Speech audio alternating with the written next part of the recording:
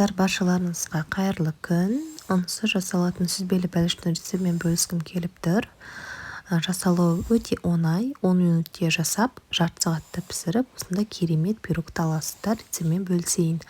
Бізге қамыр үшін бар жоқ екі ғана зат қажет. Ол бізде печенье және де сары май. Үйде желінбей қалған осындай жай печеньеларды, яғни зайчик, кофе деген печеньеларды алуларыңызға болады. Сары майды алдыменен газға қойып ертіп аламыз. Печеньені үгіту керек. Егер блендерларыңыз болатын болса, блендермен үгітуге болады.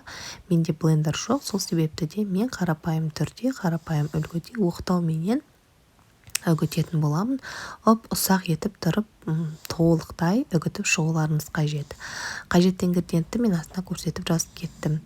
Енді осы үгітілген печеньенің үстіне біздің ертілген сары майымызды құямыз. Болды, біздің қамырымыз дайын. Өте жасалатын оп-оңай қамыр, бірақ қыздар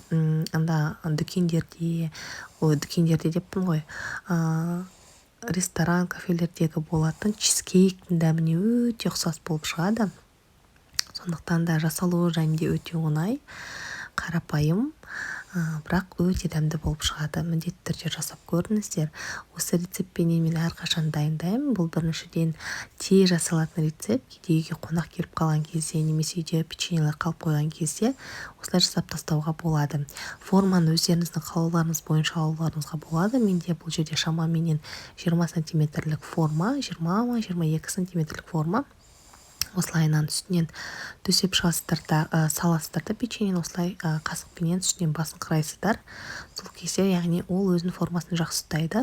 Және де әзірше салмасын жасағанға дейін, яғни тоңазытқышқа қоя тұруға болады. Май қатып, формасын жақсы ұстайтындай болады.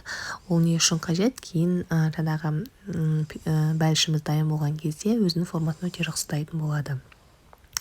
Енді ірімшігіміздің үстіне жұмыртқамызды жарамыздағы қант ұнтағын және де қантымызды қосамыз. Мен үйдің сүзбесін қолдандым. Ол менде өте жұмсақ. Мен негізі, яғни осындай жұмсақ, езілетін, жақсы, ірі емес ірімшікті қолдануға кеңес беремін. Осылайын араластырып, кейін блендерменен езіп аласыздар. Тіпті осылайынан араластырып бірден салуға да болады, бірақ мен блендермен араластырғанды жөн көрдім. Себебі түйіршіктері болмай, жақсылап тұрып араластырылсын деген мақсатта. Мен блендермен араластырып шықтымдағы, үстіне қойып шығасыздар. Тіпті осының үстіне қалауларыңыз бойынша жеміс-жидектерді де қоюға болады. Таңқурай, қарақат секілді өте әдемі көрінетін болады. Осылайынан жайып шығасыздардағы жарты сағатқа 180 градуста қызып тұрған пешке қоясыздар. Міне осындай керемет болып шығады. Міндетті түрде қыздар суытыңыздар. Ол міндетті түрде суу керек. Сосын формадан аласыздар да осындай дайын болып шығады. Ештеңеге үгілмейді. Өте жақсы керемет болып шығады. Мен шыны керек видеоға түсірем дегенше 2-3 кусогын үйдегілерім алып жеп кетті. Бұл бізде орысшалап айтқанда на скорую руку деп айтады ғой. Соған дайындалатын пирогтардың бірі.